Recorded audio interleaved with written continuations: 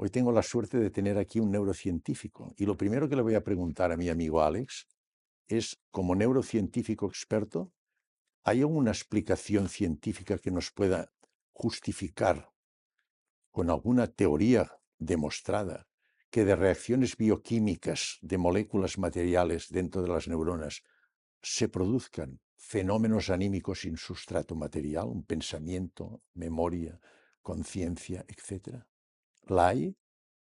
Una forma quizá de responder a esta pregunta, a mí me gusta retroceder al principio de la ciencia, o lo que llamamos ciencia, o el método científico, esta manera tan maravillosa, tan increíble y tan exitosa de conocer la realidad, que se fundó hace 400 años con Galileo. Y Galileo hizo una cosa, bueno, dijo muchas cosas que son fundacionales para entender la ciencia, ¿no? Que tienen que ver con la matematización de lo real, con los experimentos, pero también hizo una separación.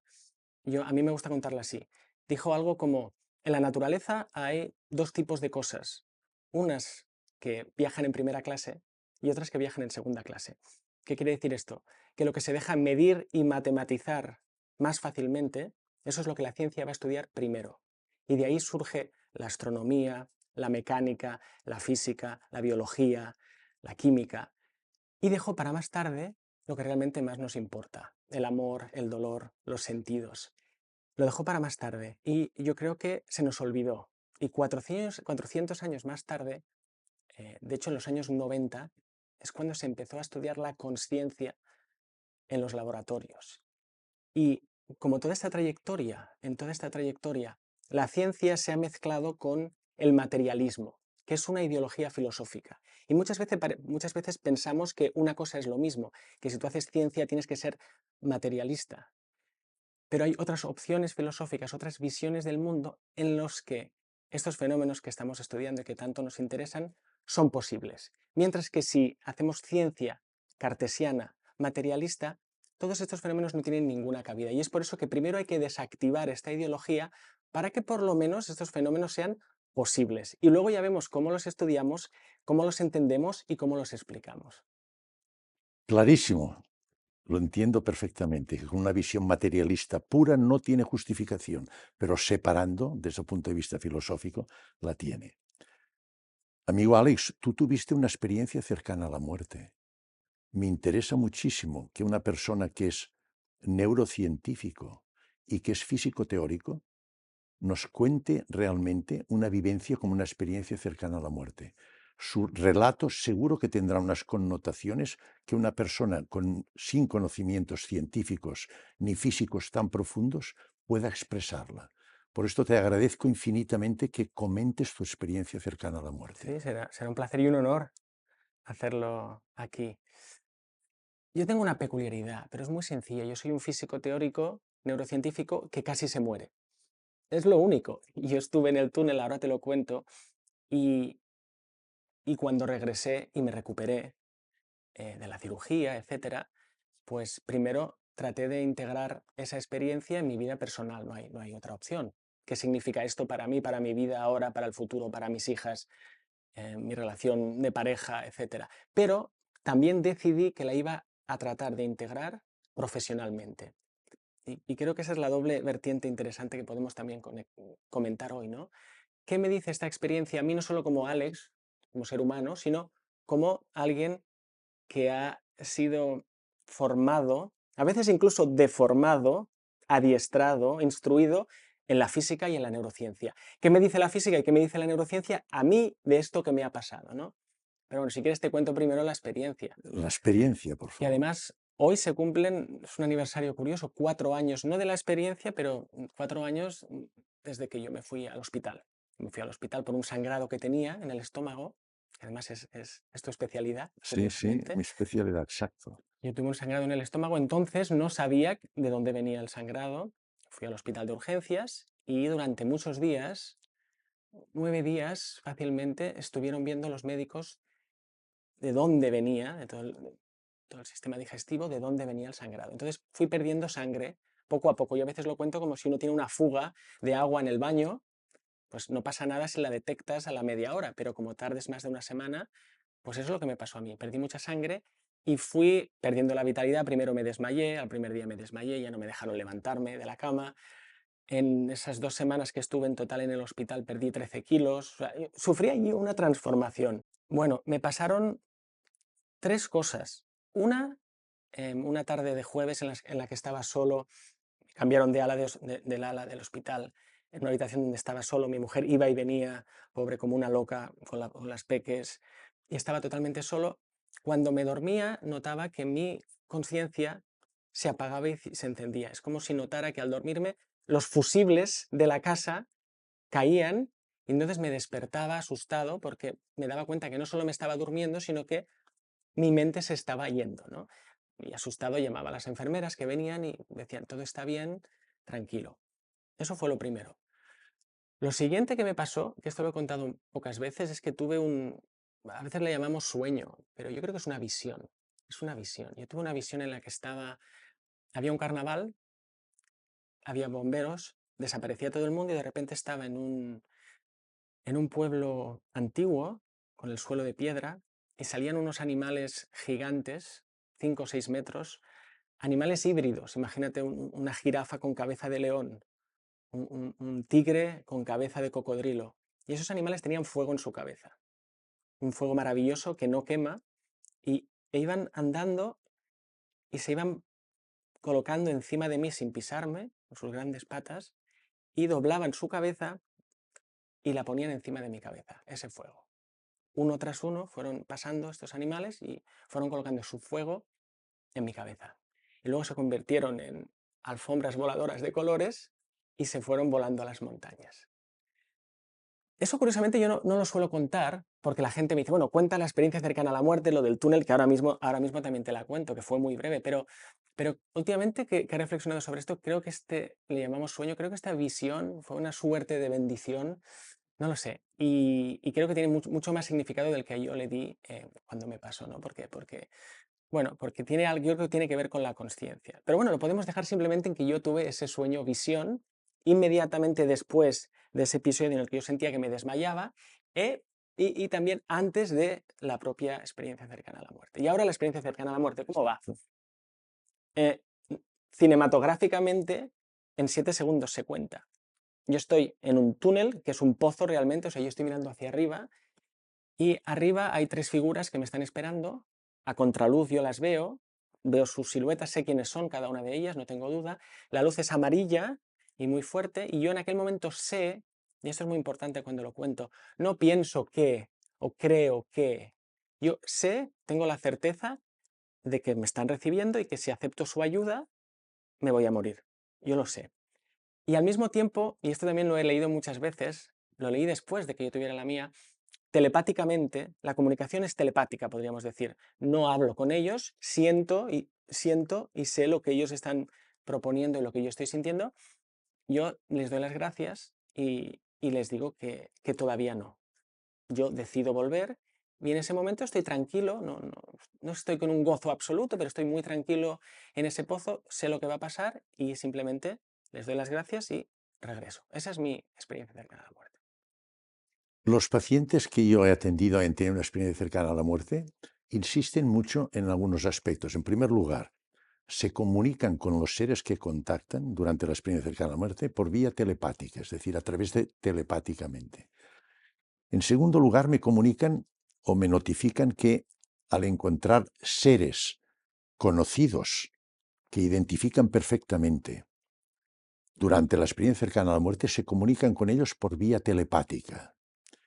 En tercer lugar, ellos también me refieren que sus vivencias se mueven en el tiempo solo en el momento actual, en el presente.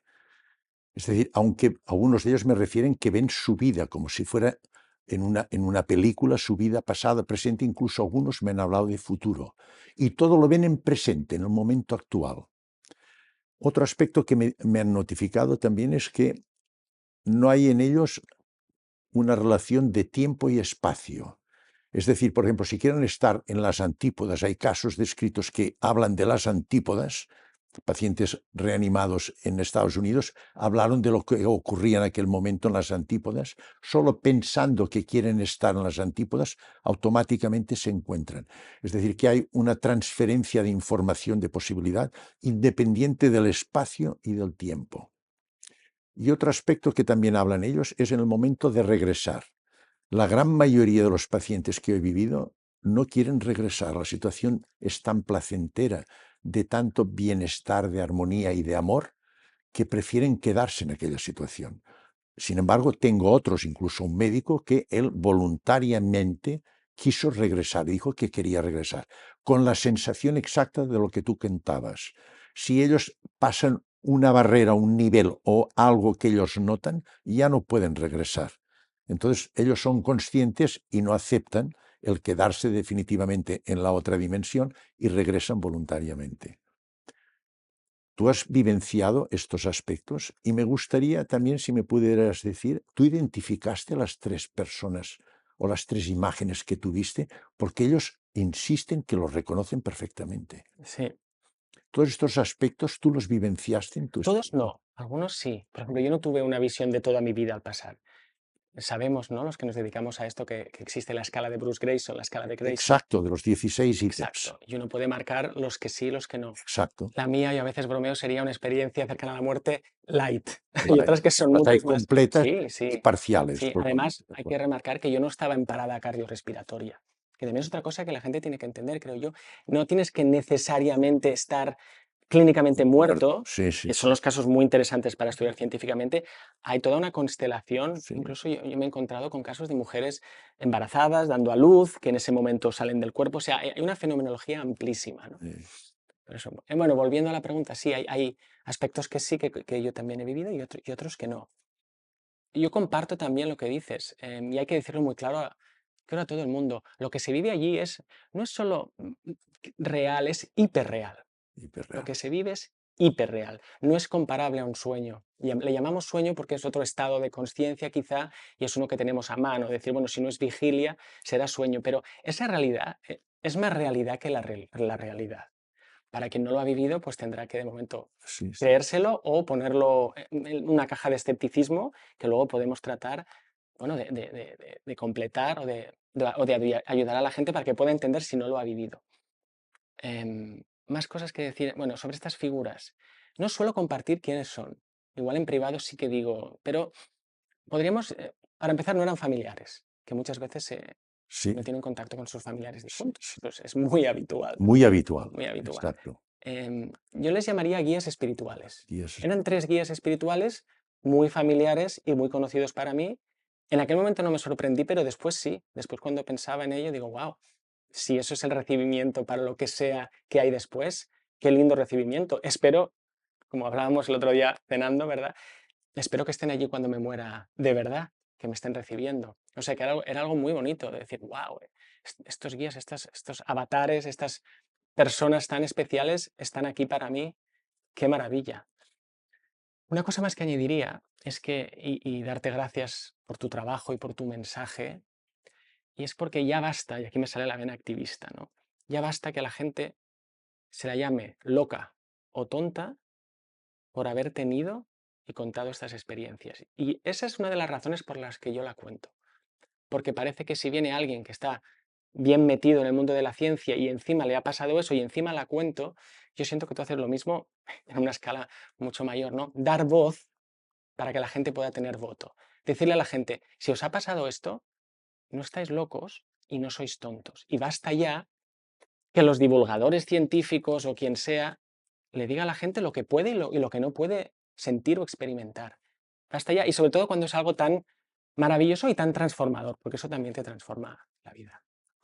Te agradezco infinitamente estas palabras, porque en tu boca tienen un valor extraordinario. Le dan una solidez a lo que a nuestro mensaje, a esto que tú estás diciendo, ayudando a la gente que comprendan que los que han tenido esta vivencia no son ni locos ni son alucinaciones. Hay casos, tú sabes, en la biografía mundial que por manifestar y contar repetidas veces su experiencia cara a la muerte han sido diagnosticados de psicópatas y han recibido tratamiento psiquiátrico.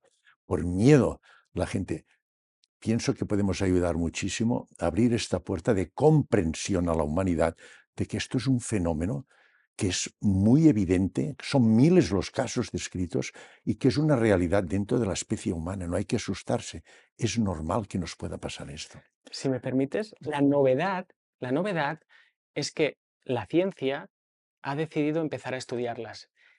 Se cumple este año 50 años del libro de Raymond Moody. Exacto. Es como el pistoletazo de salida al estudio científico de las experiencias cercanas a la muerte, pero siempre ha habido. Todas las tradiciones lo contienen en sus enseñanzas, en sus historias. La novedad simplemente es que ahora la ciencia, una parte, ha decidido estudiarlas. Y es gracias a, insisto, a personas como tú y a muchos otros pioneros, como Bruce Grayson, Raymond Moody, Pim Van Lommel, etcétera, que teniendo esa posición de autoridad como médicos, han sido lo suficientemente humildes para escuchar lo que tenían que decir los pacientes.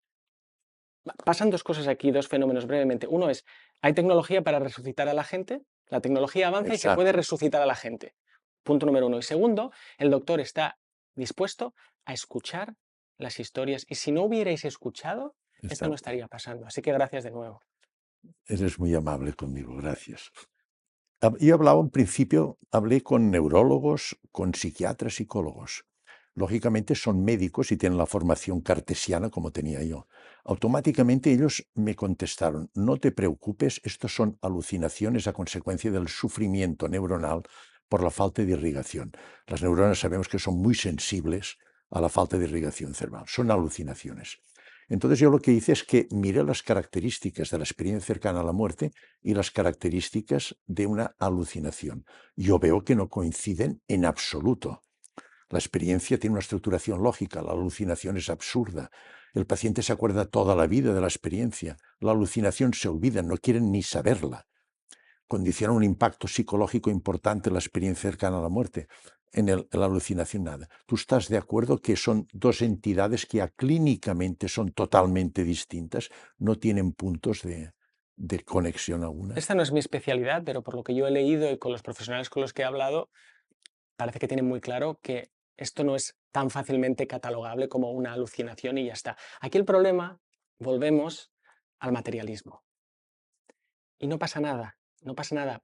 Mira, si lo consideramos como hipótesis está todo bien. ¿Qué quiero decir con esto? Durante muchos años, los científicos materialistas nos han dicho, sabemos que no, sabemos que no.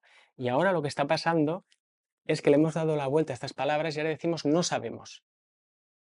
Y queremos saber más. Eso es un cambio espectacular. ¿Qué pasa? Que cuando discutes con alguien que sabe mucho del cerebro, pero su ideología es materialista, en ese sistema operativo, en el Windows 95, para los que seamos un poco más viejos, no se puede instalar el software de que esté pasando algo que vaya más allá del cerebro. Que la mente vaya más allá del cráneo, que salga del cerebro, es inconcebible. Entonces yo creo que un buen punto de partida es no sabemos y vamos a investigar más. Y vamos a poder hacer lo que has dicho tú, ¿no? Vamos a poder descartar hipótesis. Alucinación, parece que no. Bueno, ¿qué nos queda, no? Y vamos a ir avanzando, pero siempre desde una buena ignorancia, desde no partir de un dogmatismo en el que ya se sabe la respuesta, que es lo que pasa muchas veces. Y la respuesta, insisto, para aquellos que creen, porque es su creencia, que el universo es solo materia y que la mente, como mencionabas al principio, la conciencia es un epifenómeno, pues para estas personas, cuando el cerebro se apaga, la mente se apaga y chimpum, no hay nada más que investigar. Y nosotros yo creo que lo único que pedimos es, bueno, esto pongámoslo en la mesa como hipótesis, pero hay otras hipótesis que merece la pena o merece la alegría investigarlas. Te quería también comentar lo siguiente. En las experiencias cercanas a la muerte yo he visto que hay dos tipos de fenómenos. Unos fenómenos que son objetivables y otros fenómenos que son trascendentes que lógicamente no podemos con el método habitual cartesiano y newtoniano poder evidenciar o demostrarlos. En cuanto a los que son evidentes que podemos nosotros objetivarlos, tenemos, por ejemplo, yo tengo experiencias pero espectaculares, pacientes que durante la muerte clínica que yo estoy reanimando me contaron exactamente todo lo que estaba ocurriendo en el departamento, por ejemplo, en el servicio de urgencias en cada una de las dependencias, que yo después comprobé y puedo certificar que es cierto. Que nos reconoció una paciente que nos conocía y entró en muerte clínica, identificó con nombre y apellidos a todo el equipo que le estaba reanimando. Es decir, tengo una serie de pruebas. Otra prueba actual también que están haciendo en los neuroradiólogos, que es la práctica de una resonancia magnética funcional en pacientes que han tenido una experiencia cercana a la muerte hace tiempo. Entonces les solicitan que manifiesten o cuenten toda su experiencia con detalles mientras se practica la resonancia magnética. Se ha visto que cuando comentan un objeto que les llamó la atención, que no habían visto nunca ni lo volvieron a ver, solo lo vieron durante la experiencia cercana a la muerte y condicionó su interés, es decir, provocó memoria, tienen memoria, al manifestarlo y contarlo durante la resonancia magnética se activa el lóbulo occipital. Los mismos neurólogos que van en contra de la aceptación de la experiencia cercana a la muerte quedaron sorprendidos y me dijeron, este paciente tiene memoria de este objeto. Aquí intervienen las neuronas espejo y finalizan diciéndome, este paciente realmente vio el objeto y no miente. Entonces yo les digo, ¿cómo puede ser si yo lo tengo clínicamente muerto y estoy reanimándole y este objeto está a distancia y tú me aseguras? Dice, yo solo te puedo asegurar que realmente vio el objeto. Es decir, que tenemos una serie de pruebas objetivas cada vez más que nos permiten decir que esto es real, no es un invento, un sueño, una alucinación. Ahora bien, entramos en el capítulo, digamos, no polémico, sino más difícil de demostrar, Sí. que son los fenómenos trascendentes. Por ejemplo, que me cuenten a mí que han visto un familiar y ha fallecido. Yo no lo sé si lo ha visto, si ven una luz, si han visto su vida. Yo todo esto no puedo objetivarlo. Entonces, aquí viene el problema. Si desde el punto de vista del método científico es imposible poder demostrar esto, entonces yo lo que hice es que hice un paso más y entré en otra disciplina. El método científico estudia lo objetivo, lo macroscópico, pero entonces entramos en un mundo microscópico que es cierto, que es la física teórica, la mecánica cuántica, la cuántica.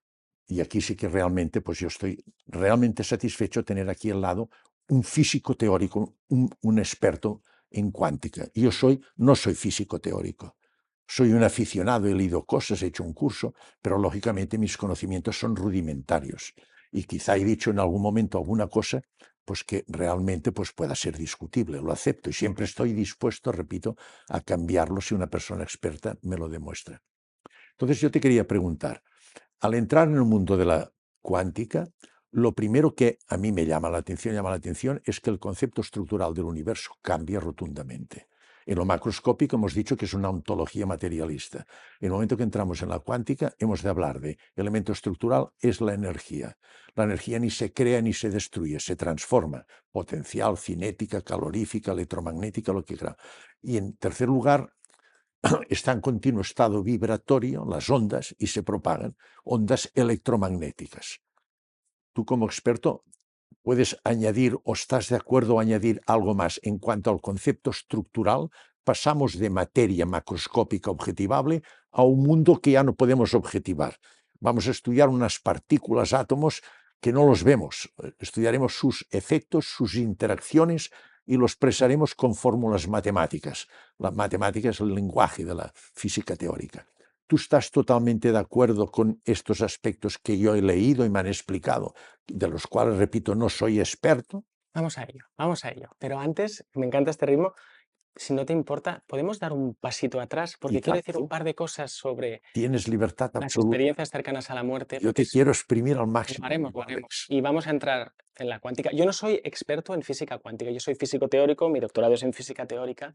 Tuve un gran profesor de física cuántica, de mecánica cuántica, de física de altas energías en la Universidad de Barcelona, José Ignacio Latorre, un verdadero maestro. Y vamos a hablar de cuántica en un momentito. Pero antes es que has dicho algo muy importante que quiero resaltar antes de que entremos a tratar de buscarle una explicación, Exacto. que entiendo que es por ahí por donde tú Este es vas a mi la cuántica a objetivo. buscarle una... Algo que me Claro. explique estos fenómenos Pero antes de eso has trascendentes. dicho algo que es muy importante, porque has hablado de que cómo objetivamos, cómo estudiamos estas experiencias. Y yo quiero recordar que, y también has dicho que es un problema. Para los científicos, un problema es algo bueno. Para la gente en nuestro día a día no es bueno un problema, pero un problema es un regalo, porque el problema es lo que te va a hacer ir a lo Sí, desconocido. Es estoy- decir, son buenas noticias que las cosas no cuadren, porque quiere decir que cuando soluciones por qué no cuadran aprenderemos mucho, ¿no? Esto es lo primero que hay que decir. Lo segundo es que, y ahora vamos a la cuántica, como te contaba, Galileo hizo esta, a veces le podemos llamar, yo le llamo el divorcio forzoso, y Venga, dijo el alma humana para la religión y el movimiento de los astros y de las cosas en el mundo terrestre para la la ciencia. ciencia. Esta separación de bienes ha ido muy bien durante muchos siglos, y este biombo, que también a veces lo describo como un biombo de éxito, la ciencia como una empresa, ¿no? Un proyecto empresarial brutal, que ha conquistado lo físico, lo químico, lo biológico, aunque el secreto de la vida no es tan difícil de descifrar. Llega la psicología, ¿verdad? Hace 100 y pico años, y la psicología decide que va a estudiar la sige logos, esa es la palabra, el alma, La mente, el alma, en sí. la mente, el alma, la conciencia. Esto muchas veces lo utilizamos indistintamente, pero bueno, como se decía antes, aceptamos pulpo como animal de compañía. Vamos de momento a llamarlo todo igual. Y cuando la psicología decide estudiar el alma, la mente, se echa para atrás y dice, uff, ¿esto cómo lo mido? ¿Esto cómo lo matematizo? No se deja, el alma humana no se deja medir y matematizar. Y entonces, esta es mi interpretación, y los psicólogos que conozco coinciden conmigo, miran al primo de Zumosol. Los que seamos suficientemente viejos, otra vez sabremos el anuncio del primo de Zumosol. Mira al primo de Zumosol y dice, ¿quién es el primo de Zumosol? El físico teórico, ¿no? O la física. ¿Y qué dice la física? Mide y matematiza. Entonces la psicología, que quería estudiar esto, cambia de opinión, incluso niega que exista. Dice que el alma no existe, y durante muchos años la psicología en el siglo XX es conductista, estudia la conducta. ¿Por qué? Porque la conducta es lo que se deja medir y matematizar. Te cuento esto porque, claro, es solo en los 90, los años 90 del siglo pasado, hace 30 años, que en ciencia no es nada, viene un premio Nobel, Francis Crick, Crick, sí. y da la bendición papal al estudio científico de la consciencia en los laboratorios ortodoxos. Entonces, hay que tener el contexto. Solo llevamos 30 años estudiando la consciencia de una manera científica. Y la consciencia, repito, es aquello que Galileo dejó para más tarde y nos olvidamos. ¿Qué te quiero decir con esto? Que no sabemos cómo se hace. Yo estoy tratando de explorar una ciencia 2.0. Entonces, ¿por qué doy toda esta vuelta? Para volver a las experiencias cercanas a la muerte. Claro, la tentación, que es muy entendible y hay que ir por ese camino, es, bueno, vamos a meterlo en un escáner cerebral, vamos a ver qué pasa dentro del cerebro. Pero el otro elemento que no se puede olvidar es la experiencia humana todo el rato. Es decir, una historia que te cuente un paciente le podrán llamar anécdota. Y de hecho muchas veces se le llama, bueno, es una anécdota, te cuenta. Pero 2 historias, 10, 100, 500, 1000 historias contadas por pacientes que no se conocen, a gente que está muy bien formada como tú y otros profesionales, eso ya son datos científicos. Exacto. Es decir, muy importante que no nos olvidemos, todo esto es para decirte, que a veces soy un poco elíptico, insisto, que si queremos hacer una ciencia de la consciencia, la experiencia humana es nuestro material de trabajo, es nuestro dato científico también. No solo qué receptor cerebral, qué circuito cerebral, qué Escáner, resonancia. sí, sí. ¿Os acordáis que antes he hablado de primera clase y segunda clase, ¿no? La realidad que viaja en primera clase y la realidad que viaja en segunda clase, que es la de las experiencias. Ahora todas tienen que viajar en primera clase. Por lo tanto, el trabajo es unir las experiencias con las medidas que se puedan hacer. Lo veo clarísimo y te lo agradezco, me gusta mucho. Antes de saltar a la Sí, explicación, es sí, decir, sí. de momento el material a trabajar es lo que puedan medir nuestros escáneres cerebrales y lo que la gente cuente, sagrado. Sagrado escucharlo y sagrado tenerlo en cuenta y trabajarlo como dato científico también, porque es la experiencia la que queremos entender. Vale, ahora vamos a la cuántica. Lo que te he dicho en principio, el elemento estructural, ¿estás de acuerdo que hemos de hablar de energía, de partículas de átomos, partículas subatómicas y estas propiedades de la situación vibratoria, ondas electromagnéticas, etcétera? Esto como base principio, es decir, hemos de cambiar de paradigma. De lo que es materia, pasamos a algo que no podemos ver. Hemos de estudiar sus efectos, interacciones y con formulitas matemáticas lo hemos de expresar. ¿Es el punto de partida, digamos? Es un punto de partida brutal, disruptivo. Sucedió hace 100 años y aún estamos enterándonos de qué significa esto. Los paradigmas cambian pocas veces, pero cuando cambian, como una gran experiencia, fijaros, como a nivel casi de civilización, llegó la física cuántica hace 100 años. ciento y pico Sí. años, ¿no? Y aún estamos digiriendo qué significa este cambio de visión del mundo. Es por eso que la cuántica es tan maravillosa y tan misteriosa. ¿Cómo la podemos contar o cómo puedo contar yo qué sucede ahí? Mira, primero con una analogía. Los materialistas, que yo a veces les llamo materialistas, porque son muy listos, decían, todo está hecho de materia y no hay nada más. Y todo lo otro de lo que hablemos tiene que surgir de, ¿no? Ya hemos visto que esto es muy problemático para estudiar la conciencia. Pero bueno, incluso creían que todo estaba hecho de materia. Pensemos en esto como agua líquida, perdón, agua sólida, Son- sólida.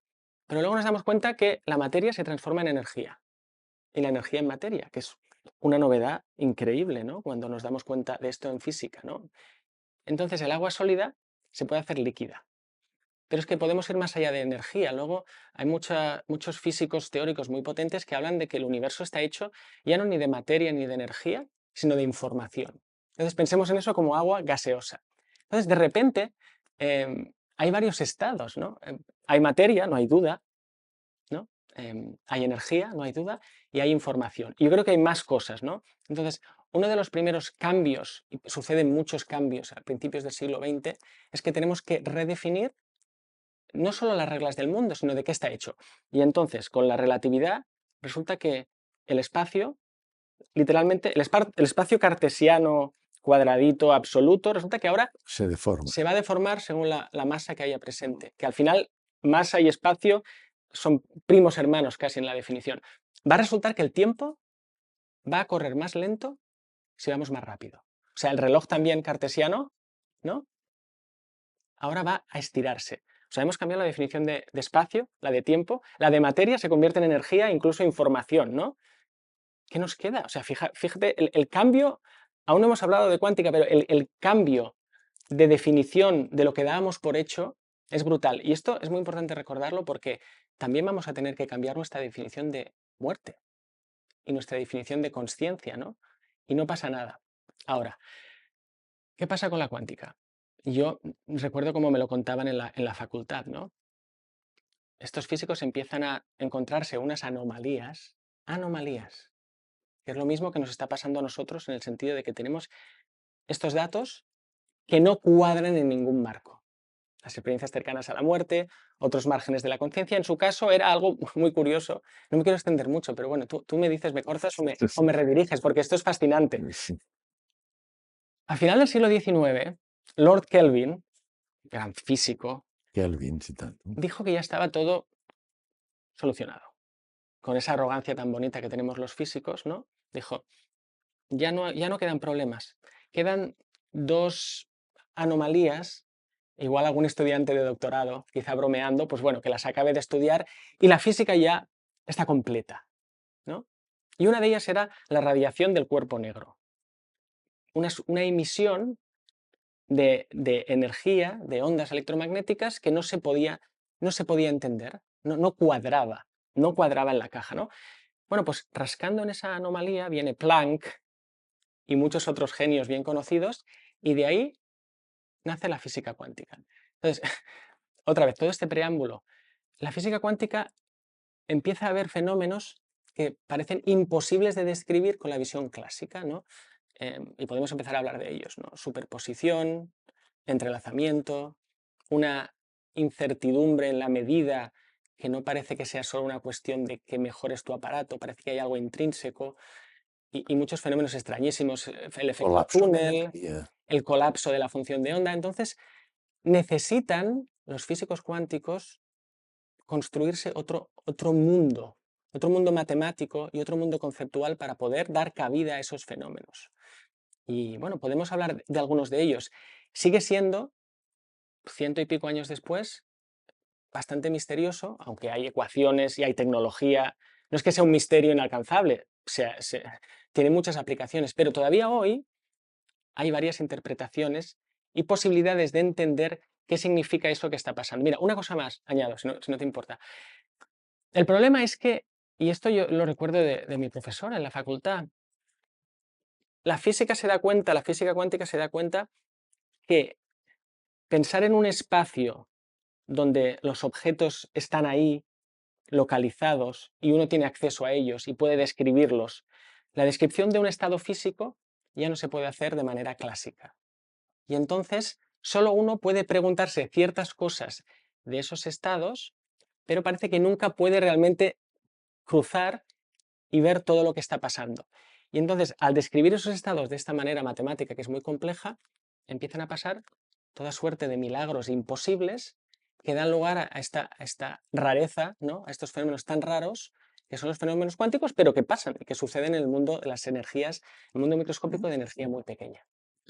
Todos estos principios fundamentales de la física de la cuántica, aportados por premios Nobel, la superposición de estados por Louis de Broglie, el colapso de energía por Bohr, el principio de indeterminación de Heisenberg, después el entrelazamiento cuántico, Einstein, Rosen, Podolsky, Bohm-Bell, todos estos, y después el tiempo, la valoración del tiempo, como ya has dicho, Einstein y Stephen Hopkins.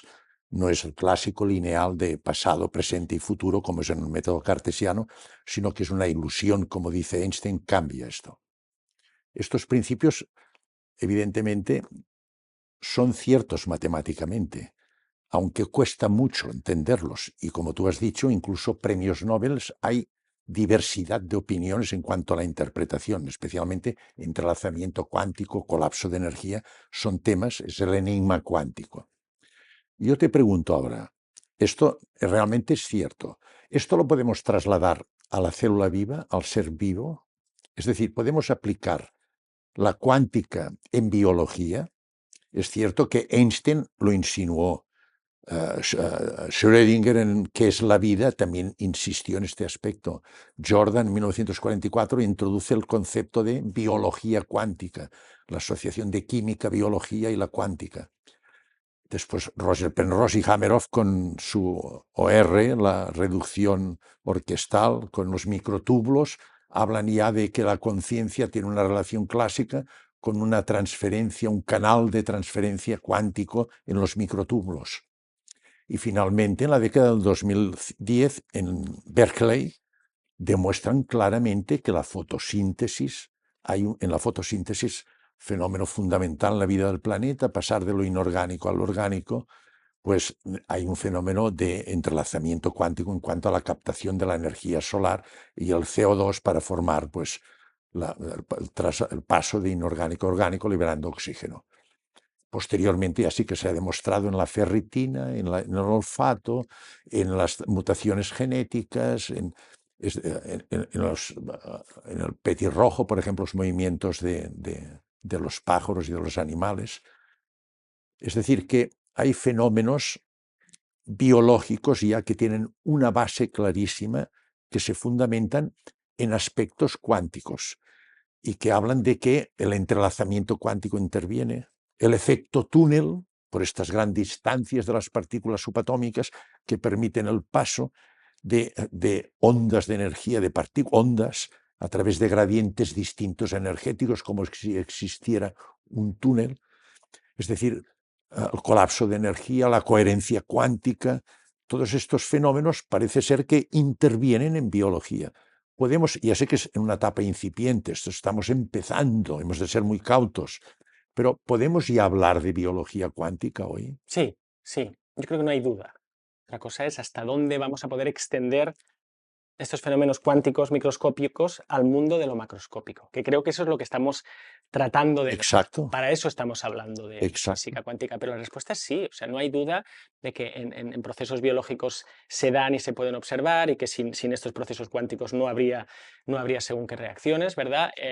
Luego, por ejemplo, se sabe en navegación de pájaros que Exacto. utilizan propiedades de la luz. Movimientos migratorios está demostrado. Sí, entonces no hay problema realmente en decir, invocar que algunos fenómenos cuánticos sobreviven, y esta es la clave. Eso es lo que llama de coherencia. Tú puedes preparar un sistema cuántico y lo tienes que preparar con mucho cariño y con mucho cuidado. Es muy difícil de hacer experimentalmente. Y cuando lo quieres llevar al mundo macroscópico, normalmente podríamos decir que aquello se te rompe. Otra metáfora sería, estás cogiendo agua, pero al final se te cuela entre los dedos y el fenómeno cuántico, la magia de la cuántica, para decirlo así, en el mundo que vivimos nosotros, el macroscópico, el de las energías que son muy grandes comparadas con lo pequeñito, ahí es muy difícil observar estos fenómenos, ¿no? Yo creo que me estás preguntando por esto y estamos hablando de esto porque cuando tratamos de entender según qué fenómenos de la consciencia o de la mente, es muy tentador decir, bien, el primo de Zumosol, recordáis, ¿no? No te he dicho nada aún de No, pero, comparar, ¿eh? no, pero Yo de momento te estoy pidiendo si podemos aspectos fundamentales de la física cuántica, de la cuántica, si esta cuántica la podemos aplicar en biología, sí, pero yo sin no, de duda. momento no te he dicho nada aún de relación de todo esto con las Bien, estrellas. pero como venimos de allí, pero bueno, yo es que me encuentro... Llegaremos allí Llegaremos. también. Bien, bien, ok, pues vamos a bajar una marcha. No hay problema en hablar de biología cuántica, es un campo de estudio, hay gente muy seria que lo está haciendo. Otra cosa es que, que pensemos, te lo digo más bien quizá por mi campo de investigación. Yo estudio fenómenos, por ejemplo, que tienen que ver con cómo dos mentes pueden estar conectadas a distancia, o si pueden estar conectadas a distancia, ¿no? Entonces, es muy tentador para mí y para el campo, yo lo he visto que se hace, y se hace a veces también en eso que se llama New Age, ¿no? Irse corriendo a la cuántica, ¿por qué? Porque como la física es la disciplina más fuerte, y dentro de la física, que hay muchos campos de la física que son maravillosos, la física de fluidos, la termodinámica, la relatividad, todos fascinantes, pero hay uno que es como el ave rara, ¿no? O sea, es la cuántica. Claro, como la cuántica te da estas cosas imposibles que suceden, es muy tentador ir a buscarlas y decir, bueno, pues ahora yo con esto voy a tratar de explicar la conexión entre mentes. Pero que hay gente que lo hace muy bien, o sea, hablabas de Penrose y Hameroff, Sí, y tienen teorías físicas, biológicas, que tratan de explicar la consciencia. Está, por ejemplo, Dean Radin y Stuart sí, Copeland, que también tienen una interpretación o un abordaje físico cuántico que lo están tratando de llevar al estudio de la mente, ¿no? Está Federico Fagin, uno de los inventores del microprocesador, que recientemente está totalmente volcado a entender la consciencia de una posición no materialista y también va a buscar en la cuántica elementos para construir esas teorías que no tenemos. Entonces, todo eso es legítimo, lo que pasa es que hay que tener mucho cuidado en no confundir una analogía, que esto sucede aquí, igual sucede allí, con decir, bueno, como se encuentra en la cuántica, esto está pasando todo el rato en nuestras vidas o en nuestras mentes. Yo creo que con esa nota de prudencia podemos hacer lo que se hace cuando estudias lo desconocido, es coger las mejores herramientas que tienes para tratar de explicar el fenómeno. Has hablado también de la posibilidad de trasladar todos estos fenómenos cuánticos o principios cuánticos a la física clásica, lo macroscópico. Yo te quiero preguntar una cosa, que la comentamos, pero que para mí creo que es importante. Para mí, bajo mi punto de vista, mi modesto punto de vista, que es la ecuación de función de onda de Schrödinger, haciendo determinadas aproximaciones, se puede llegar a una situación muy próxima a la segunda ley de Newton, que nos decía, que estamos hablando ya de física cuántica, hay de física clásica, que decía que la fuerza es igual a la masa por la aceleración. Esto para mí es importante porque rompe aquel abismo que estableció Descartes diciendo una cosa es la ciencia o la materia y otra es el espíritu. Separemos lo que no tiene nada que ver. Esto, si realmente es cierto, quiere decir que pasamos del micromundo, de la cuántica, nos podemos explicar cosas del mundo macroscópico. Es decir, este abismo no existe. ¿No será que se complementan estas dos visiones del mundo? La macros, cada una con sus particularidades, evidentemente, pero que en el fondo estamos hablando de lo mismo. Es nuestro mundo, uno lo mira macroscópicamente, lo que puede objetivar en la dimensión humana, que tiene unos límites, dependemos de nuestros órganos sensitivos y sensoriales, y otro que lo hace en un mundo microscópico, del átomo, las partículas subatómicas, la energía, etcétera, que no vemos, siempre efectos e interacciones y matemáticas. ¿Estás de acuerdo con esta posibilidad de aproximación de lo cuántico a lo clásico y que hasta cierto punto demuestra que se complementan los dos mundos? Sí, Pregunto. sí y no, porque algo muy importante en física es entender que todo en física, de hecho todo, incluida la cuántica. O sea, hay que desmitificar también a la cuántica por una cosa. No es la teoría final, no casa con la relatividad. Es incompatible en algunos aspectos cruciales. Y los que están tratando de coserlas o unificarlas saben que cuando encuentren la solución vendrá otra teoría que las englobe, que irá más allá de la cuántica. O sea que en algún momento incluso tendremos que darle las gracias a la física cuántica, como le dimos las gracias a la física newtoniana, y trabajar con otra teoría. Que a veces parece que cuando hablamos de cuántica es como la frontera final del videojuego. No, no, no. La cuántica es una de las teorías o formalismos o estructuras más precisas, quizá la más precisa que tenemos para entender la realidad físicamente, pero no es la definitiva. Esto no hay que olvidarlo. Ahora bien, otra cosa que yo aprendí en física es que cada maestrillo tiene su librillo. ¿Qué significa? Que cuando tú estés estudiando física de fluidos, algo tan aparentemente tan sencillo y bueno, maravilloso, pero como el agua fluye, ¿no? Sí. Muy difícil de estudiar, Sí. tú tienes tus ecuaciones, la de Navier-Stokes, las que sean, tus ecuaciones, tienes tu librillo. Y allí la cuántica poco tiene que decir. De hecho, nada tiene que decir. Y esa teoría es una teoría que se llama teoría efectiva. Me sirve para este fenómeno en esta escala, en estas condiciones. Es como el pasaporte. Pero ahora tú quieres estudiar fenómenos, por ejemplo, que tienen que ver con masas gigantes, ¿no? Pues te vas a la relatividad, no te vas a la física de fluidos. Y ahí tienes unas ecuaciones, que son las de Einstein, ¿no? De la relatividad, donde esas son tus reglas de juego. Ahora ya no estás jugando a las damas, ahora estás jugando al ajedrez y tienes esas reglas de juego. Y lo mismo pasa con la cuántica y lo mismo pasa con la termodinámica. Entonces, a la pregunta que tú ibas, este trasvase. Exacto, trasvase. De una porción de la relatividad, perdón, de la realidad a otro, no es nada trivial. Muchas veces es muy difícil ver cómo yo conecto estas habitaciones de la casa con una puerta que me permita pasar, ¿no? Casi como en Alicia en el País de las Maravillas, que ahora se lo estoy leyendo a mis hijas, ¿no? No cabes por la puerta, igual te tienes que hacer pequeño para pasar por el agujerito de la puerta. O sea, es una manera larga de decir sí y no.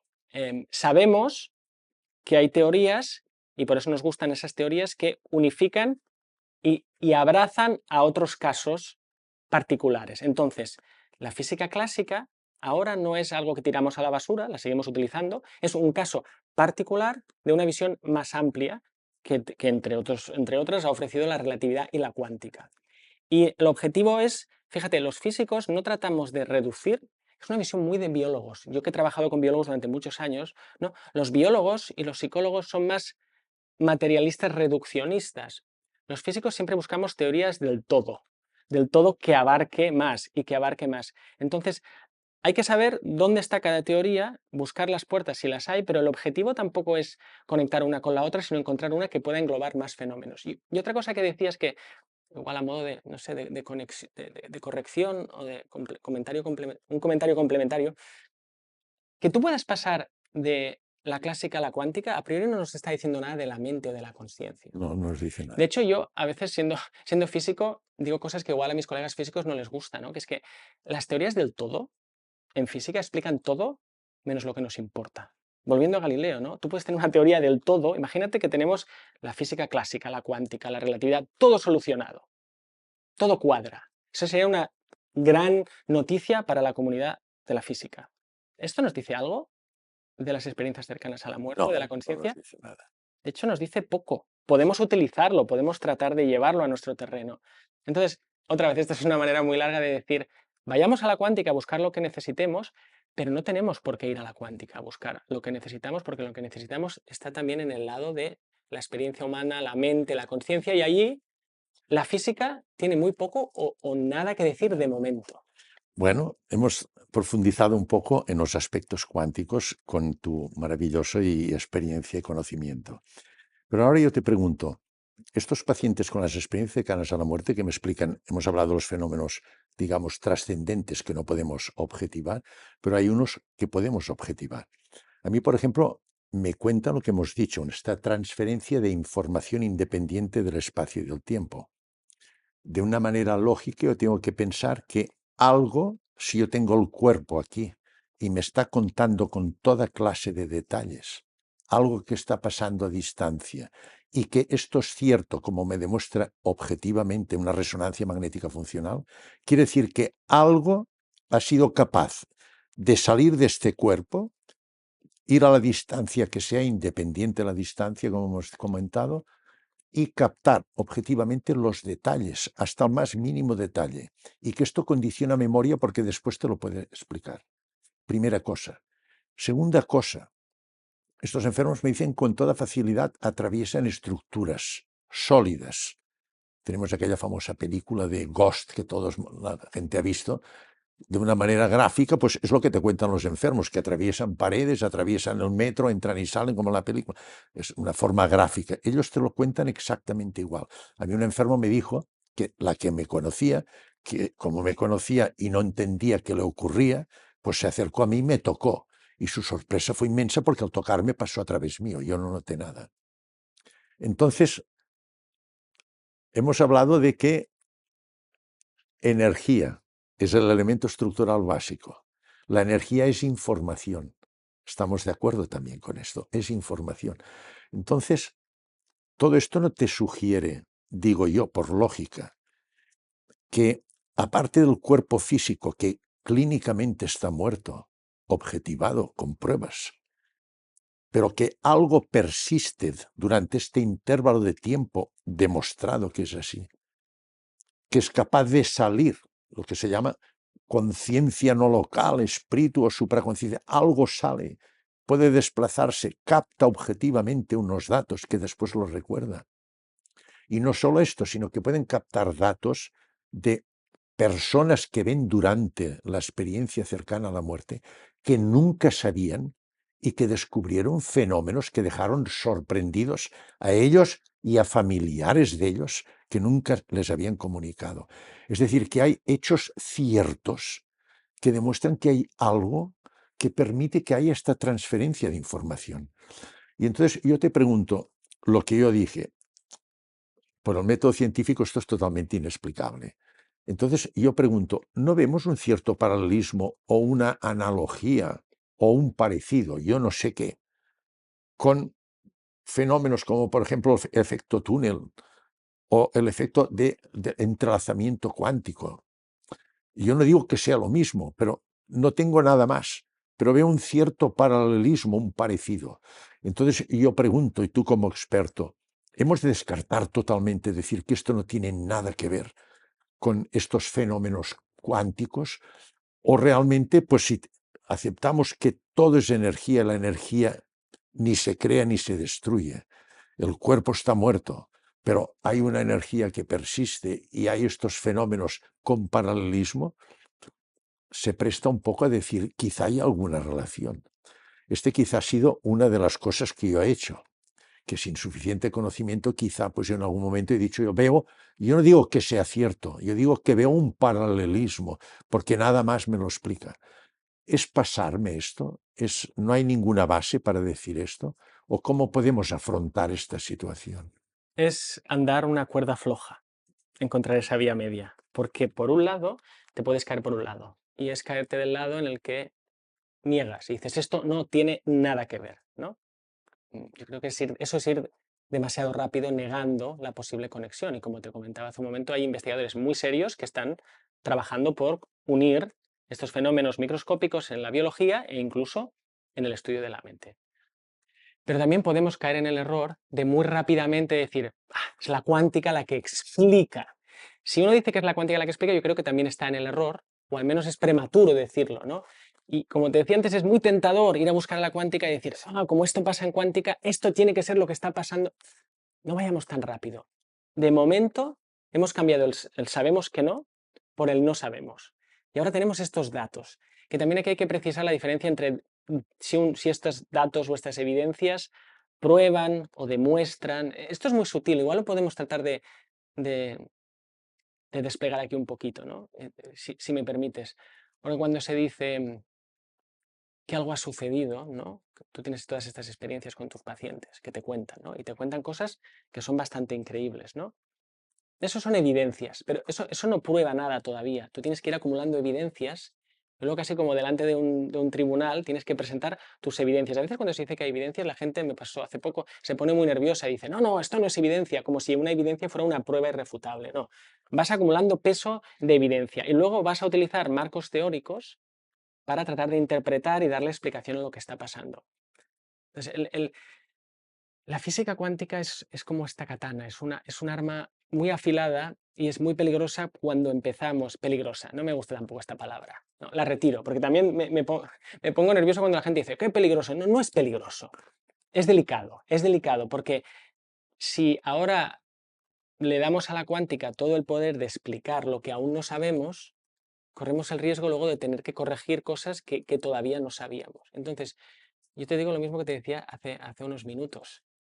Es perfectamente legítimo utilizar la física cuántica como analogía, como inspiración. Hay un físico cuántico, no recuerdo quién fue, que habló de otra metáfora que era la del semáforo. Dice, durante muchos siglos el semáforo ha estado en rojo para, por ejemplo, la no localidad. Que es esto tan increíble, ¿no? Sí, sí, Que dos partículas, y esto se sabe, sí, sí. podríamos decir a ciencia cierta, que saben la una de la otra a distancia sin necesidad de mandarse un WhatsApp, ¿no? Que esto es el entrelazamiento. ¿Cómo se explica eso? Podemos discutirlo. Bien, la no localidad era impensable, imposible en física hasta que llega la física cuántica.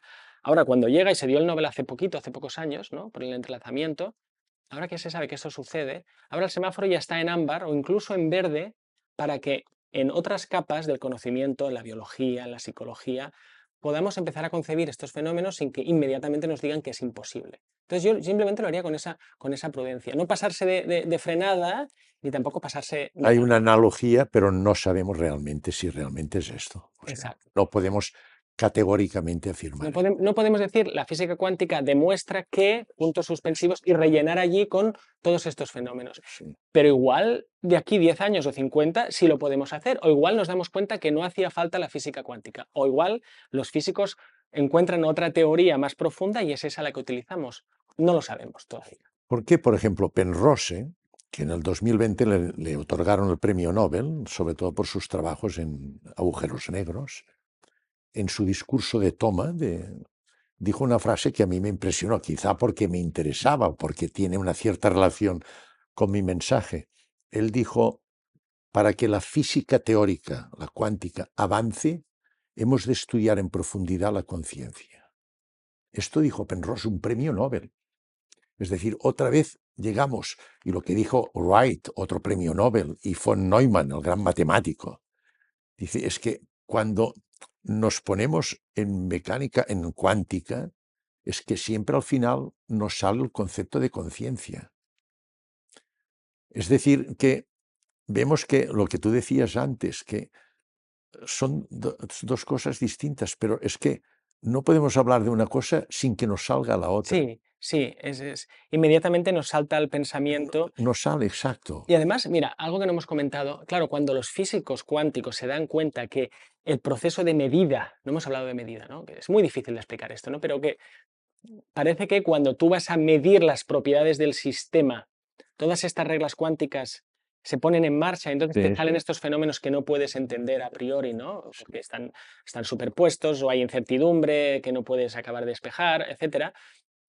Es inevitable casi decir, wow, pues la medida tiene que ver con mi conciencia interactuando con esos sistemas físicos. Y es por eso que grandes genios, incluidos premios Nobel, han visto ahí una posible vía a estudiar muy en serio, porque sí, y por eso hablan, por ejemplo, del colapso, ¿no? No hemos hablado del colapso, de la función de onda.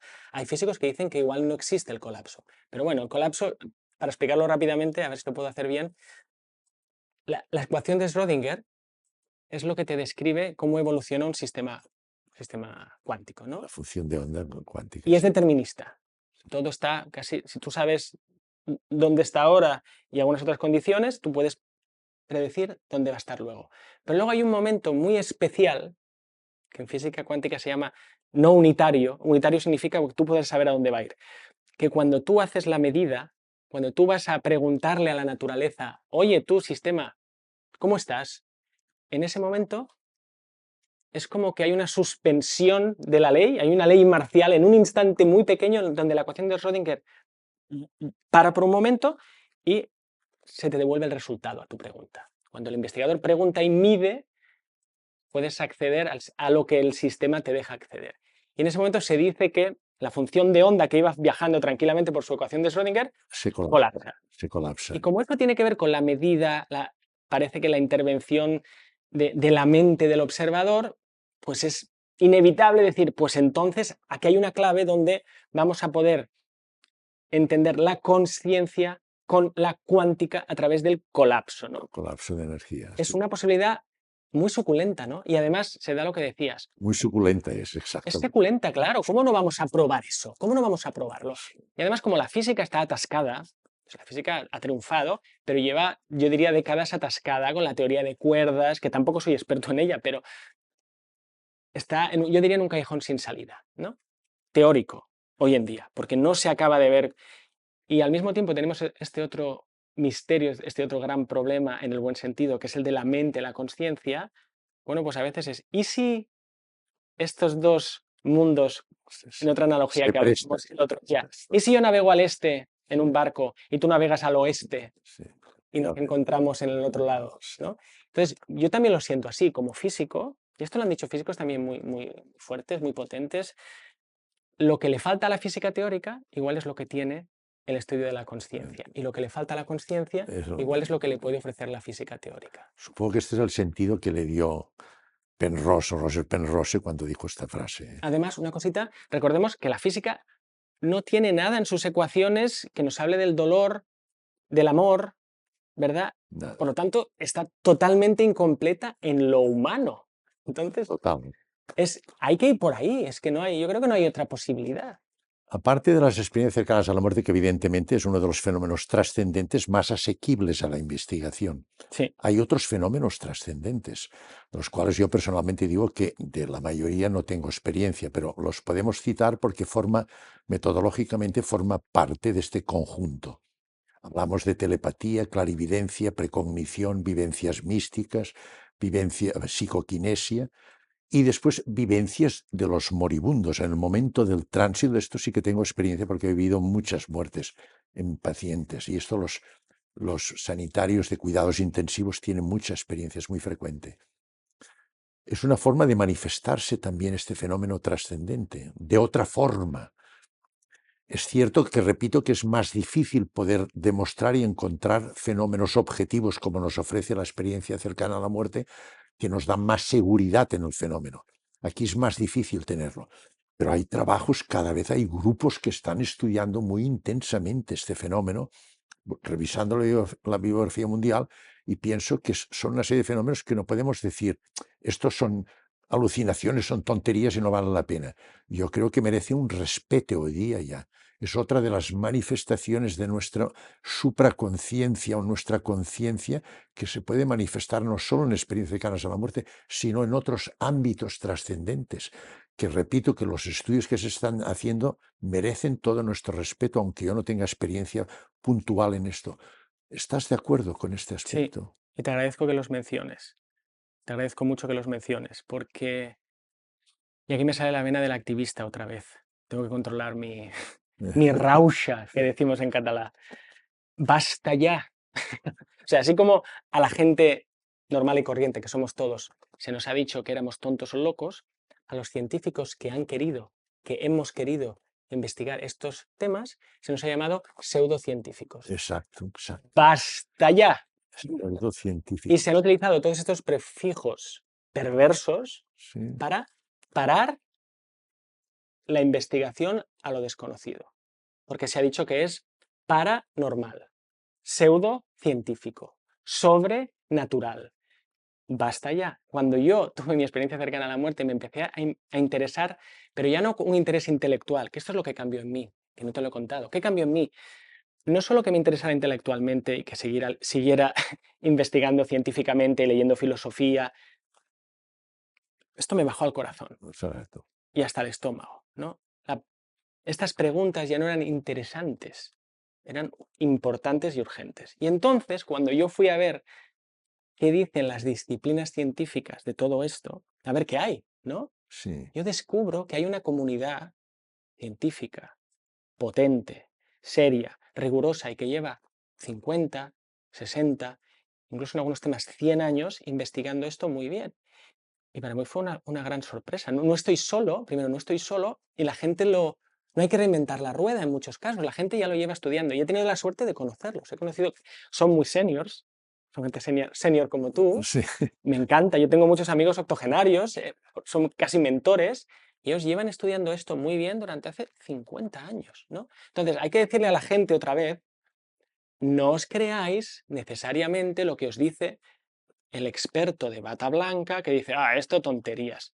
No es verdad. Hay revistas científicas, congresos científicos, estadística bien hecha, metodología, tecnología punta, que está abordando estas cuestiones. ¿Qué tienen en común estas cuestiones? Esto lo explico así, hablando como de un velcro, que la mente se despega de la materia durante unos instantes o durante mucho rato. Esto, para el Windows 95, para el materialisto, es imposible. Entonces, luchará a muerte para impedir que eso Le cambias el paradigma. De hecho, hay algo que se podría poner en una camiseta respecto a las experiencias cercanas a la muerte, que es que si la conciencia sobrevive, el materialismo muere. ¿Qué tanto? O sea, está en peligro de muerte su ideología, ¿no? Entonces, por eso hay tanta reacción. Luego vamos a buscar las maneras, y yo en eso a veces no soy muy políticamente correcto, de decirles, hay sitio para vosotros también, porque al final la materia sigue siendo un gran misterio. Ahora, volviendo a lo que decías, antes de hablar de la acción de la mente sobre la materia, que es una manera mucho más elegante de hablar de psicoquinesia, por ejemplo, o antes de hablar de telepatía, que la palabra es muy bonita, telepazos, es sentir o sufrir a distancia el dolor o la pasión del otro, ¿no? Sí. Antes de hablar de eso, igual podemos hablar de lo que yo llamo el pentágono del problema de la continuidad de la conciencia. Las ECM son un puntito, es un vértice de ese pentágono. ¿Qué quiero decir con esto? Que lo que está en juego aquí no es tanto qué pasó durante tu ECM, lo que está en juego es, primero, si la conciencia existe, que quien diga que no es un zombie, aunque haya filósofos que la nieguen, la siguen negando, ¿no? Hay filósofos que la siguen negando. Que la conciencia existe, sí. Que se puede estudiar científicamente, lo estamos tratando de hacer, y se continúa. Si algo de la conciencia, no sabemos muy bien qué es a veces, ¿no? Yo no lo sé, si es el alma, la mente, la personalidad. Si hay algo que sobrevive, que continúa a la muerte del cuerpo físico, ¿no? Y para eso las ECMs son un punto, pero luego hay otros fenómenos que a veces hablamos menos de ellos porque siguen siendo estigmatizados, que también aportan evidencia, las flechitas apuntan al mismo lugar. Este es el pentágono que yo hablo de la cuestión de supervivencia. Y luego hay otros fenómenos que son más democráticos, y esto me gusta contarlo así, es decir, no hace falta que te mueras o que casi te mueras para tener una experiencia de este tipo. Hay experiencias místicas, hay experiencias psicodélicas, hay experiencias de sincronicidades de tu día a día, hay sueños premonitorios. Hay un abanico gigante de anomalías que cuando las colocas en un mapa te das cuenta que todas no prueban, pero sugieren que la mente va más allá de la materia. Y esto es lo que para mí, como ser humano, pero como físico y como neurocientífico y como papá y como marido, es lo que más me interesa. Esta posibilidad de repente cada vez cobra más solidez. ¿Tú no crees que fundamentalmente todo depende del concepto que tengamos del cerebro? ¿Es permisivo o es productivo? Es decir, el cerebro es una interfaz, es como un aparato de televisión que recibe una información de nuestra auténtica identidad que tiene continuidad fuera, y lo que hace es como un aparato de televisión que recibe una información y transforma estas ondas electromagnéticas de información en imagen y sonido, o una interfaz que comunica dos artefactos. ¿El cerebro es esto o es el que crea totalmente? Yo creo que el punto de partida fundamental está aquí. O es permisivo o es productivo. Entonces, lo que estamos haciendo con las personas que nos interesa este tema y que investigamos este tema con las grandes limitaciones que tenemos y las grandes compresiones, por todas partes notamos presiones. Yo llego a la conclusión, en primer lugar, que lo que te comentaba a ti, que la ciencia para mí es el conocimiento de la ignorancia de un científico. Sabemos muy poco, nos falta mucho para conocer realmente todos estos fenómenos que estamos estudiando. Vemos puntitos y cosas y, lógicamente, como no tenemos suficiente conocimiento, quizá nos apoyemos a veces en analogías, en cosas que no tienen una auténtica base científica, estoy de acuerdo contigo. Pero tenemos esta inquietud investigadora, que queremos saber etiopatogenia, por qué es lo que lo hace, y fisiopatología, cómo es el mecanismo íntimo. Y aquí no pararemos hasta que lo encontremos. Y mientras no lo tenemos, pues vamos de un lado a otro. Pero yo siempre llego a esta situación final, no sé qué te parece a ti. O es permisivo el cerebro o es productivo. Hablemos del PP. Del PP. Ya lo cuento así también. Ya sé que, y es un buen consejo, no hablar de política, ni de religión, ni de fútbol, Exacto, exacto. ¿verdad? Aquí no hablamos Pero de vamos a eso. hablar del PP, vamos a hablar del PP. ¿El cerebro como órgano productivo o permisivo? Exacto. Esto yo me di cuenta cuando leí a William James, que tiene un ensayo maravilloso, que James, casi el como gran psicólogo, sí, gran psicólogo americano, filósofo, americano y tanto. que además se interesó por todos estos algunos de Sí, estos sí, sí, fenómenos. sí, Él iba a ver a mediums sí. Y y, tanto, sí, sí. y las Eh, estudiaba con mucha Sí, sí, cautela y atención, ¿no? sí, Casi sí. estudiando lo increíble. Pero volviendo al... Tiene este ensayo que se llama Sobre la inmortalidad humana. Casi como deberes, ¿sabes? Vamos a poner deberes a la gente que nos escucha. Ir a internet y encontrarlo y leerlo. Está muy bien escrito. Es un artículo que no es un artículo científico como los de hoy, que no entiendes a no ser que seas un especialista. Es precioso. Y además habla de un tema, como yo bromeo, que a todo mortal le interesa. Habla sobre la inmortalidad humana, ¿no? Y en ese ensayo precioso, él dice algo muy importante, y gracias por traer al PP aquí, en esta discusión, que es, no hay duda. Y esto yo a veces no entiendo cómo, bueno, sí lo entiendo porque a mí me ha pasado, no entiendo cómo mis colegas neurocientíficos, el 99,9% no se puede dar cuenta que encima de la mesa hay dos P's, no solo una. No hay duda de que si yo le hago algo a mi cerebro, lo manipulo de alguna manera, lo perturbo, me doy un golpe en la cabeza, bebo demasiado alcohol, tomo una sustancia, anestesia, etc. No hay duda que eso modifica mi estado mental. Habitualmente hay una correlación, hay una solidaridad muy fuerte entre lo que le pasa a uno y lo que le pasa al otro. Y eso James lo dice en este ensayo que tiene más de 100 años, totalmente pionero y visionario. Dice, eso ya lo sabían, bueno, no lo dice James, pero eso ya lo sabían los egipcios, por cierto. Hay este papiro egipcio que cuenta, quizás el documento más antiguo en el que se cuenta que a alguien se le atravesó el cerebro con una bala, Edwin se llama. sí, y tenía dificultades al andar. Oye, eso es hacer ciencia. Bravo, muy bien, estamos descubriendo una correlación. Si cambio esto, cambia lo otro. Muy bien. La neurociencia que ha triunfado también como la física, y ha llegado lejísimos con todas sus herramientas. Al final, a fin de cuentas, lo que nos muestra o demuestra es que hay una correlación entre estados cerebrales y estados mentales. Y eso pasa en la percepción, pasa en la memoria, pasa en muchas cosas. Pero ahora viene la clave de William James. Lo importante no es saber que la mente es función del cerebro, ya lo sabemos, es cuál es la naturaleza de esa función. Y aquí tenemos dos opciones, y esto es como un thriller para mí. Y yo cuando doy ponencias y charlas les digo, quedaros con un par de ideas, la de Galileo, que se paró, y la otra es la de William James, la PP. Si el cerebro es un órgano productivo, si su función, la naturaleza de su función es ¿producir qué? Todo. Los pensamientos, las percepciones, la conciencia, la mente. Este está el tema. Bueno, esta es la base del Aquí está problema. la clave. Si es productivo, entonces vale, cuando el cerebro se estropea y se muere, Se acaba todo. la cognición, la mente, la conciencia se estropea y se muere. Finito. Pero ¿y si? ¿Y si? ¿Y si el cerebro tuviera otra función? Y es la permisiva. Y entonces aquí podemos utilizar otras metáforas. ¿Y si es un filtro que recibe la mente? Y aquí estamos hablando en sentido metafórico, pero bueno, los productivas y los materialistas, que yo les llamo, también utilizan muchas veces metáforas para contar las cosas, ¿no? Hablan de un ordenador, ¿qué tal? Bueno, ¿y si es un filtro que recibe a la mente y decide qué parte pasa y qué parte no? Que además tiene mucho sentido evolutivo. Igual no tenemos tiempo de hablar de esto, pero suelo mencionarlo aquí. Si estas habilidades existen, yo no puedo estar todo el rato viendo a mis seres queridos difuntos, teniendo telepatía. Se me quemaría la cena. Tendría un accidente de coche. Es decir, evolutivamente tiene mucho sentido también que el cerebro haya Se proteja. aislado a la mente Sí. de que lo perciba todo el tiempo. Entonces, aquí lo relevante, y yo cuando me di cuenta, eso fue para mí fue un momento muy importante en este proceso de integrar, mira, cada vez que hablo de de integrar mi experiencia cercana a la muerte, es, wow, William James me da una clave crucial, que es que si el cerebro es permisivo, todo lo que estamos hablando es posible.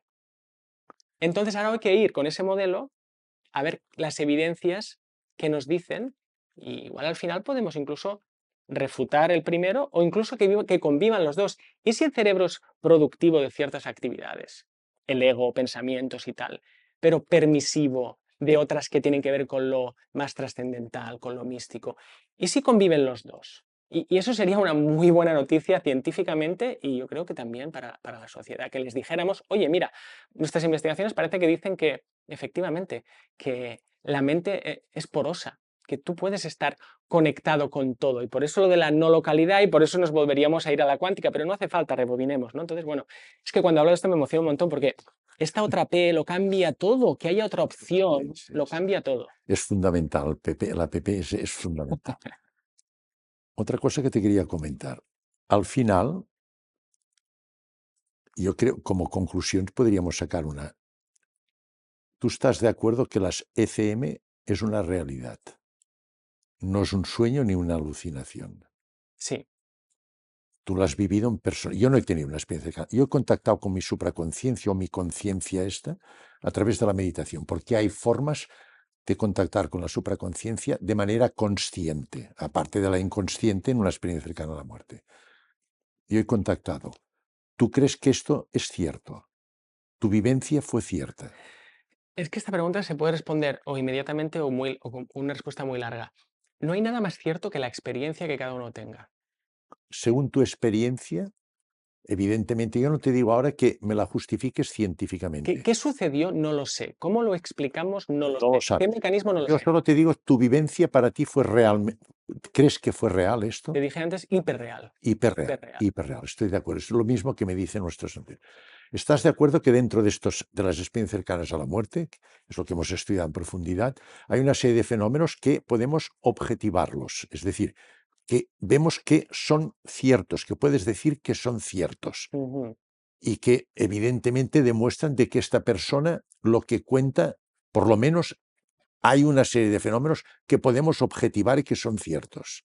Sí, sí, Esto, ¿estás de acuerdo con sí. esto? Hay una serie de fenómenos trascendentes que no podemos objetivar y que, abordando la cuántica, no podemos en absoluto decir que la cuántica nos lo explica, en absoluto. De momento. De momento.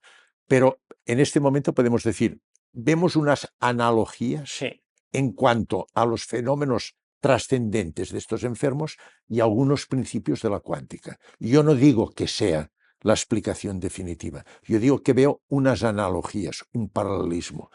Puede ser que lo sea o que no lo sea. Dentro de un tiempo, con el progreso, quizá sabremos si realmente lo son o no. ¿Estás de acuerdo con esto? sí.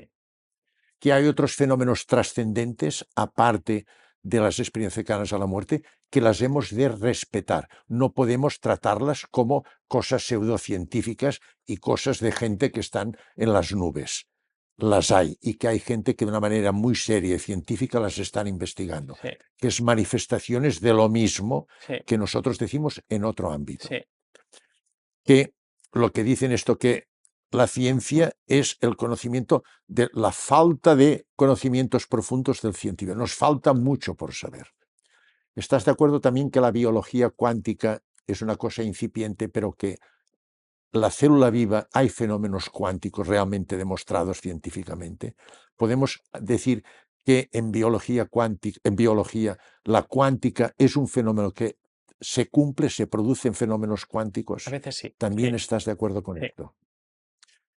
Me alegra mucho. Entonces, otra cosa. Parece el alegato final. Sí, sí. ¿Estás de acuerdo de que podemos hablar de enigma cuántico, como dice Rosenboom y Kuhner? Es decir, que son fenómenos o principios que matemáticamente son ciertos, no los podemos negar, pero que condicionan una dificultad interpretativa muy importante. Por esto se habla de enigma cuántico. Yo creo que nadie puede dogmatizar en el colapso de energía, en el entrelazamiento cuántico, en el efecto túnel. Uno dirá una cosa y otra dirá otra porque hay zonas oscuras aún a nuestros conocimientos. ¿Estás de acuerdo también Sí, con esto? sí.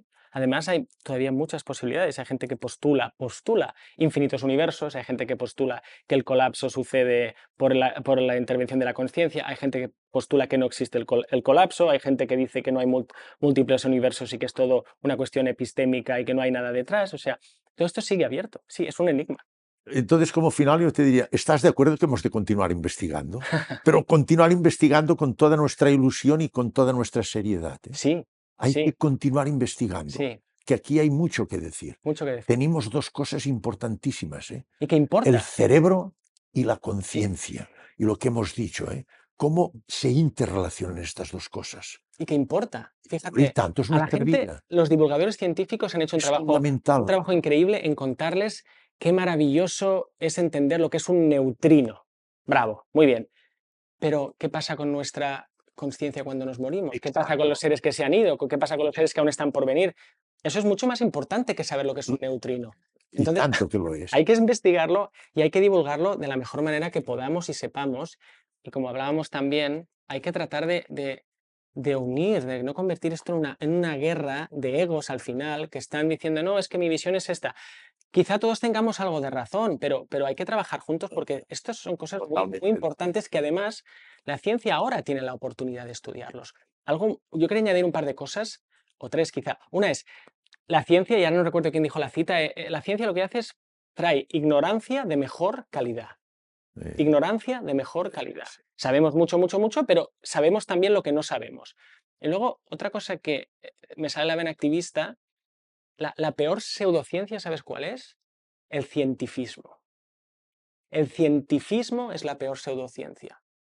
Los que dicen en nombre de la ciencia, sabemos que esto no, y esto es un charlatán, y esto es mentira, y esto es una bobería. En algunos casos igual tienen razón, pero en la mayoría yo me atrevo a decir que no lo han estudiado, que no lo han experimentado y que no se pueden cerrar las puertas con llave y tirar la llave al mar. Por lo tanto, hay que abrir puertas y que la gente salga del armario para que esto pueda... Mira, en los años 90 yo era muy pequeño, pero había este programa que se decía Hablemos de sexo, ¿verdad? Hablemos de sexo. Sí, sí. Bueno, hay que hablar de muerte, hay que hablar de mente, hay que hablar de todo esto. Y la ciencia, la manera como se ha contado, normalmente esto lo ha inhibido, lo ha cancelado, ¿no? Entonces, por eso yo te vuelvo a dar las gracias, porque personas como tú habéis abierto un boquete gigante en la trinchera por donde ahora otros podemos pasar y seguir haciendo este trabajo lo mejor que podamos, porque la sociedad tiene mucha sed. La última cosa que añado aquí es que no lo hemos tocado, está el materialismo, ¿verdad? Pero también está el secularismo o el ateísmo. Durante muchos años se ha vendido la ciencia como lo anti-espiritual, lo anti-religioso. Y tampoco es verdad eso. No. Este vacío, la gente tiene... ¿Quién mejor que tú para saber que llenas teatros? Que la gente tiene mucha sed de que le hablen de estas verdades. Bueno, la ciencia tiene que encontrar la manera también de entrar en esta conversación sin que entre negando o gritándole a la gente. Entonces, de nuevo, gracias por su trabajo y te deseo, bueno, las mejores bendiciones. Eres muy generoso y buena persona conmigo. Oye, yo te veo con la ventaja tuya de que eres un físico teórico, experto en neurociencia y que has tenido una experiencia cercana a la muerte. Hablas, para la persona que está interesada en estos temas, da gusto oírte. Pero yo te pregunto, seguro que has tenido oposiciones frontales, estoy segurísimo, ¿eh? Es decir, este cientifismo o cientifistas que tú dices, seguro que muchas personas, igual que me ha pasado a mí, tienes que tener oposición frontal, porque creas un nuevo paradigma, creas una duda, ellos tienen establecido unos dogmas y les estás moviendo estos dogmas, ¿eh? Entonces creas una inestabilidad que esta gente intenta defenderte en lo que quieren. Y en vez de buscar lo que tú has dicho que es importante, unirnos entre todos a ver si llegamos a un conocimiento más profundo, lo que hacen es tapar, destruir lo tuyo, evitar que progrese lo tuyo porque pone en duda lo suyo. Es decir, le veo una actitud muy egoísta. Y por esto estoy seguro que posiblemente tú has tenido has tenido oposición, porque eres un hombre muy abierto y tienes esta cosa tan extraordinaria que eres físico teórico, eres neurocientífico, entiendes del cerebro y has tenido una experiencia cercana a la muerte. Y tú mismo dices que es hiperreal. Estoy seguro que hay científicos que tú dices como teórico le dices, oye, esto es hiperreal, te dirán, oye, pero ¿qué dices tú? Es decir, esto es maravilloso. ¿Qué más quieres añadir? Bueno, yo siempre tengo más cosas que añadir a lo que tú añades, ¿no? Está muy bonito. Mira, la oposición, la confrontación, yo hasta hace poco la afrontaba de una manera un poco adolescente, ¿no? A la lucha, el enfado. No, Pero la oposición también te hace crecer. muchísimo. Entonces dices, bueno, habrá una parte de lo que dicen que no, pero otra, a ver, te hacen de espejo, ¿no? Un espejo un poco distorsionado, pero ¿qué puedo aprender yo de Lo la que exige oposición? siempre, Alex, es que se haga con una actitud constructiva, con educación y respeto. Lo que no podemos decir es ir allí destrozando para que lo nuestro florezca. Esto es lo que yo no acepto. Pero yo siempre aceptaré que venga una persona y me enseñe cosas y yo progrese en mis Mm, conocimientos, mm, si lo hacemos en un diálogo educado y correcto. sí. Y antes has dicho, Estoy de que acuerdo. hay cosas que igual en donde estamos equivocados, donde hay que Y corregir, tanto que y estamos eso tampoco seguros. se escucha mucho. Y cambiaremos, estoy seguro, de aquí a unos años, muchos conceptos que ahora estamos comentando, los cambiaremos, segurísimo que los cambiaremos. Sí, sí. ¿Qué más quieres, cómo quieres cerrar este ¿Cómo interesantísimo? cerramos esto? Bueno, tú me has hecho muchas preguntas y yo apenas ninguna, pero yo te preguntaría, ¿cómo estás con lo que estás haciendo? ¿Cómo te sientes en esto que te digo yo que te ha caído del cielo, ¿no? Mira, te voy a decir una cosa, nunca hubiera pensado que a mi edad me produjera una situación como la que estoy viviendo. Nunca me lo hubiera pensado. Surgió de una manera que ni yo mismo me la explico, casual. Me gustan las palabras cuando pienso esto, las palabras de Einstein, que no existe el azar y la casualidad. Todo tiene una justificación, lo que nos ocurre, aunque a veces no lo entendamos y pensamos que va contra nuestra dinámica vital. Por algo me pasan las cosas. Me da mucho miedo por la tensión que pueda poner a mi familia, porque esto me exige mucho. Horas de desplazamientos y cosas, esto me separa de mi familia. Me llena mucho los comentarios de mucha gente que me llega, que, por ejemplo, personas que se iban a suicidar y que viendo nuestros vídeos y nuestros comentarios, pues han dicho, no me he suicidado. Salvar una vida para mí, pues creo que algo justifica todo. Y hay muchas palabras de agradecimiento de mucha gente que les ayuda a los duelos, el momento de duelo tan difícil de personas queridas que pierdes, que les ayuda esto. Esto es muy reconfortante. Te voy a decir porque lo puedo decir también. Me veo un poco obligado a continuar por lo que me dijo, con lo que lo comentamos, el Santo Padre. Tuve una audiencia con él y me dijo, usted debe continuar, él conoce mi libro y voy a orar para que usted continúe. Esto, lógicamente, de la autoridad del Santo Padre. Yo tengo una formación cristiana. Tengo más espiritualidad en este momento que una profunda filiación religiosa. Yo a veces prefiero más quedarme en mi casa y meditar durante 35 minutos o una hora que no ir a veces a una misa que me distraigo y pienso en otras cosas. En cambio, cuando estoy allí en mi meditación profunda y contacto con supraconciencia, no siempre y muchísimo menos, a veces, no siempre, me siento en la gloria, me siento tan feliz y veo entonces que la vida es un milagro, es algo maravilloso la vida. Por esto cuando veo que la juventud, la causa fundamental entre los 15 y 35 años, el suicidio, Ya. pienso, pobres, qué lejos están de conocer esta maravilla que tenemos dentro, que nos da un sentido a la vida, que ves que es un milagro, que es algo extraordinario a la vida. Y ves la divinidad en todo, ¿eh? Y ves al ser humano como un hermano tuyo, que te une al amor. Estás unido amorosamente a todo. Esto es maravilloso. En este sentido me ha ayudado mucho a crecer, a evolucionar, a ayudar mucho a la gente. Me gustan mucho las palabras de la Madre Teresa de Calcuta, ¿eh? El que vive sin servir no sirve para vivir. Me gusta mucho más dar que recibir. Lo material para mí no tengo necesidades, tengo más de lo que necesito yo. No sufro por estas cosas. Me gusta más dar y ayudar. Me ha ayudado mucho en estos sentidos, pero tiene también la parte negativa de que pues me condiciona mucho trabajo y por la edad que tengo, pues me gustaría hacer otras cosas y sobre todo estar con mi familia y pierdo tiempo, pero mi familia también está de acuerdo que continúe haciendo esto. Me siento enriquecido y que hago algo positivo, te lo digo en serio. ¿Por qué crees que tu mensaje ha tenido este impacto brutal? He hablado con muchos jóvenes y ¿sabes qué me han dicho?